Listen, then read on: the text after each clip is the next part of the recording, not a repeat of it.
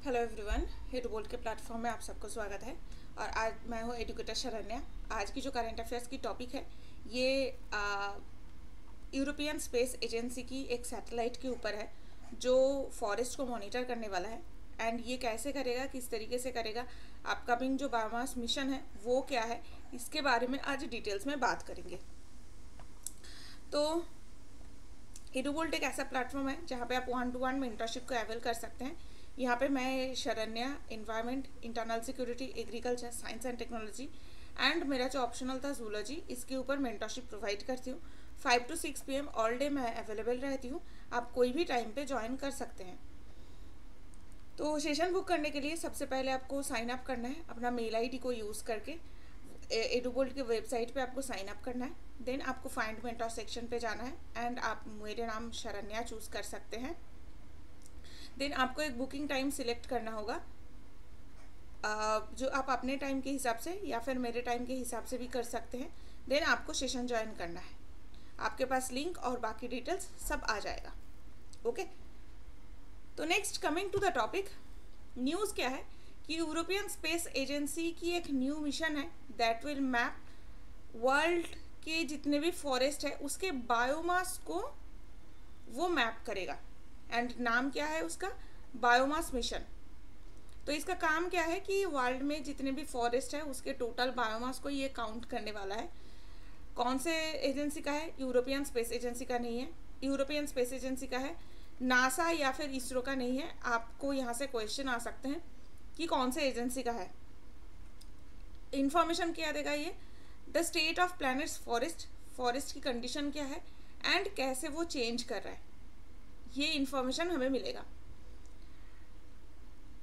European space agency की ये seventh explorer mission है जो बायोमास मिशन था। तो इसके पहले 6 ऐसा 8th एक्सप्लोरर मिशन हो चुका है। It will help to expand the knowledge about the role of forest in carbon cycle. तो हमें पता है कि वर्ल्ड में जो साइकिल्स चलते हैं अर्थ में, उसमें एक कार्बन है, एक नाइट्रोजन है, एक ऑक्सीजन है, फॉस्फोरस सल्फर होता है, सल्फर साइकिल होते हैं। तो इनमें से कार्बन साइकिल में फॉरेस्ट का रोल क्या है, इसके बारे में हमें और भी नॉलेज मिलेगा। कहाँ से ये लिफ्ट ऑफ हो रही है, फ्रेंच गिनी जो साउथ अमेरिका का एक एरिया है। ये एरिया फ्रेंच ओवरसीज टेरिटरीज में आती है। फ्रेंच ओवरसीज टेरिटरीज है ये, ठीक है। तो ये है फ्रेंच गिनी जहाँ से यूरोपियन स्पेस एजेंसी की ये जो स्पेस क्राफ्ट है वो लिफ्ट ऑफ होने वाला है। एंड ये जो सैटेलाइट को प्लेस किया जाएगा वो सन सिंक्रोनस ऑर्बिट में होगा। सन सिंक्रोनस ऑर्बिट क्या होता है, ये जो ऑर्बिट है वो सन के साथ सिंक करता रहता है। तो जो सैटेलाइट है वो सन के साथ सिंक करेगा, क्योंकि बायोमास को हमें सबसे अच्छे से सोलर एनर्जी पे ही दिख सकता है, ठीक है। ओके, तो अब आते हैं ये बायोमास मिशन करने वाला क्या है। तो उसके पहले हमें जानना है कि एक्चुअली जो फॉरेस्ट है, बायोमास है, उसका अभी का कंडीशन क्या है एंड वो किस तरीके से हेल्प करता है। तो forests are essential part of world carbon cycle as a huge store of carbon. तो फॉरेस्ट जो है वो बेसिकली कार्बन का एक बहुत बड़ा डिपोजिशन है। तो एंड साइंटिस्ट का एस्टिमेट क्या है कि 12 billion metric tons of carbon dioxide forest हर साल एब्जॉर्व करता है। तो ये जो 3 डेटा है, ये 3 डेटा आपके लिए बहुत इंपॉर्टेंट है मेंस में लिखने के लिए। फर्स्ट क्या है कि हर साल जितने टोटल फॉरेस्ट है वो 16 billion metric tons of carbon dioxide को एब्जॉर्व करता है। सेकेंड ये है कि वर्ल्ड रिसोर्स इंस्टीट्यूट का एक रिपोर्ट है कि ओनली 2023 में 3.7 मिलियन हेक्टेयर्स की ट्रॉपिकल फॉरेस्ट की लॉस हुई है because of the forest cutting. आपको ये रिपोर्ट को याद रखना होगा बिकॉज मेंस में आप इसको कोट करके लिख सकते हैं। एंड द फॉरेस्ट प्रोड्यूस्ड रफली 6% of estimated global carbon dioxide emission. तो ये जो 3.7 मिलियन हेक्टेयर की फॉरेस्ट लॉस हुई है उसके वजह से 6% टोटल जो कार्बन डाइऑक्साइड की एमिशन होती है वो एब्जॉर्ब हो जाता है, ये 6% कम हुई है। ठीक है, तो ये जो 3 रिपोर्ट है, ये 3 रिपोर्ट आपको बहुत अच्छे से याद रखना है। अब ये जो रिपोर्ट इसलिए इम्पोर्टेंट है क्योंकि इसी के ऊपर बेस करके बायोमास मिशन काम करने वाले हैं। तो बायोमास मिशन का काम क्या है? To tackle the knowledge gap of understanding of the state of forest, forest की कंडीशन क्या है, उसकी कंट्रीब्यूशन क्या है, कार्बन साइकिल में उसका इम्पैक्ट क्या है, एंड क्लाइमेट चेंज पे उसका इम्पैक्ट क्या है। इसके ऊपर फॉरेस्ट बायोमास की जो नॉलेज गैप है ये हमें जानना पड़ेगा। क्यों? क्योंकि फॉरेस्ट में जितना भी हम फॉरेस्ट की कार्बन स्टोरेज देखते हैं वो अंडरग्राउंड है मैक्सिमम। जो क्योंकि जो पत्ते होते हैं, जो ब्रांचेस होते हैं, जो फूल होते हैं, वो सब मिट्टी में गिर जाते हैं एक टाइम के बाद, एंड उसके बाद क्या होता है, वो पचने लगता है, ह्यूमस फॉर्म करता है एंड फिर सॉइल में चला जाता है। तो मैक्सिमम जो फॉरेस्ट की बायोमास है वो अंडरग्राउंड है। ओवरग्राउंड बायोमास फॉरेस्ट एरियाज में बहुत कम है। तो ये कम क्यों है एंड फॉरेस्ट की कंडीशन क्या है, उसकी कंट्रीब्यूशन क्या है, इम्पैक्ट क्या है कार्बन साइकिल के ऊपर एंड क्लाइमेट चेंज के ऊपर उसकी इम्पैक्ट क्या है, ये जितने भी नॉलेज गैपिंग है बायोमास मिशन इसको कम थोड़ा बहुत कंक्लूड करने वाले हैं। नेक्स्ट क्या है? How carbon levels are changing as human continues to cut down the trees.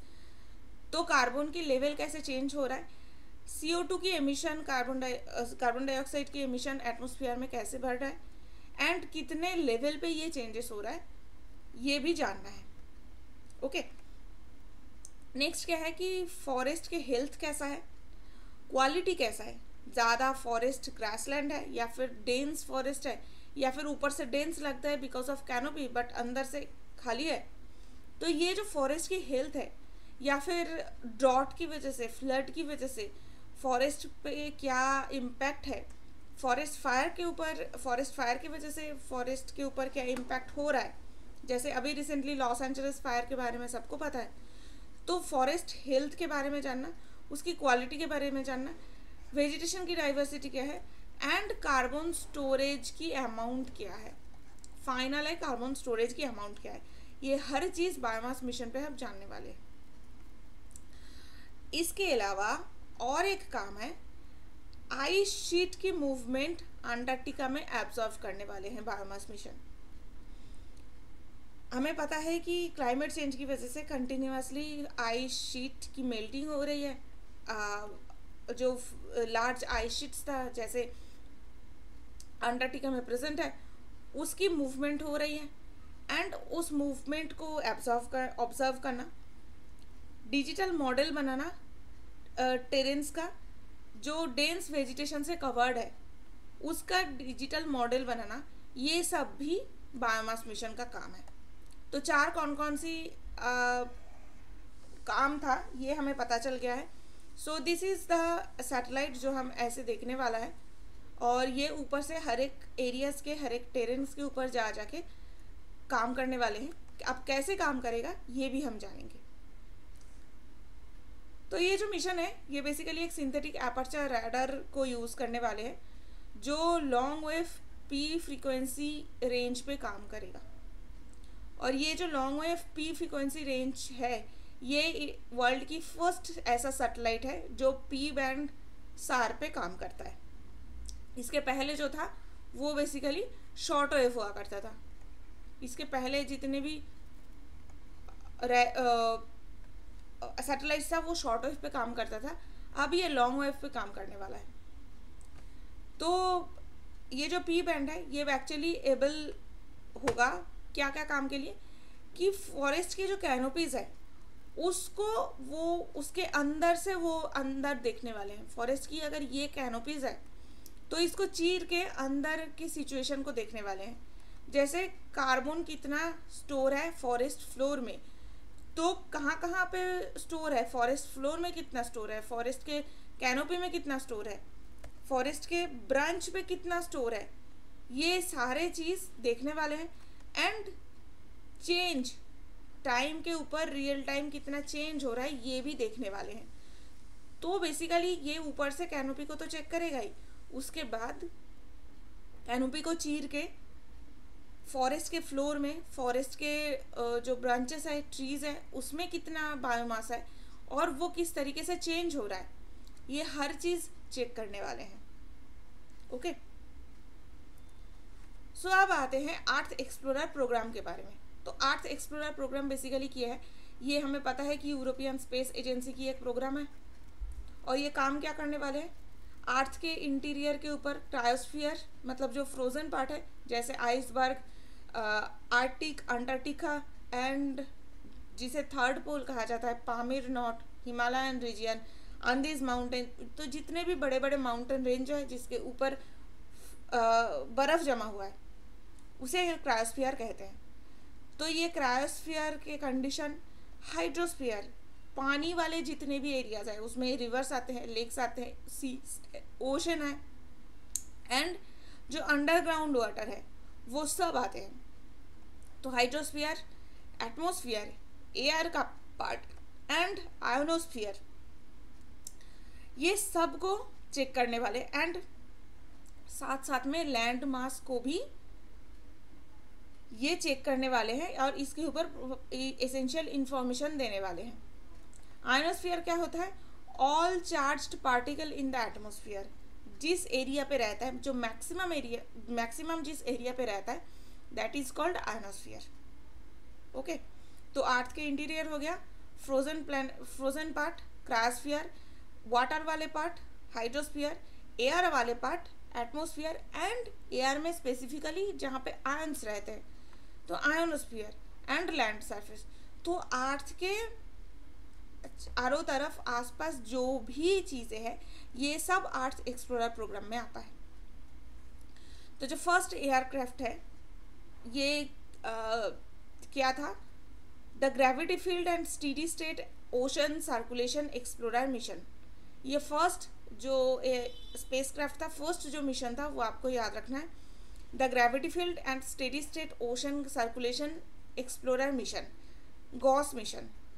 So this was named as GAUSS mission that helped research in areas of ocean circulation, physics of interior earth etc. तो ये काम क्या कर रहा था, ocean circulation के ऊपर and earth के इंटीरियर के ऊपर काम कर रहा था। अभी रिसेंटली 2024 में एक फिर से मिशन गया था, ये 25 का मिशन है बायोमास मिशन। 24 में एक मिशन गया था जिसका नाम है earth care, earth cloud aerosol and radiation explorer. तो अर्थ केयर मिशन अगर पूछा जाए किसका नाम है, अर्थ, ये भी पूछा जा सकता है अर्थ केयर, गॉस, बायोमास, ये तीनों मिशन, ये तीनों किससे रिलेटेड है, तो आपको याद रखना है यूरोपियन स्पेस एजेंसी से रिलेटेड है। ये मिशन हेल्प्ड अंडरस्टैंडिंग अर्थ रेडिएटिव बैलेंस इन क्लाइमेट अमंग अदर थिंग्स।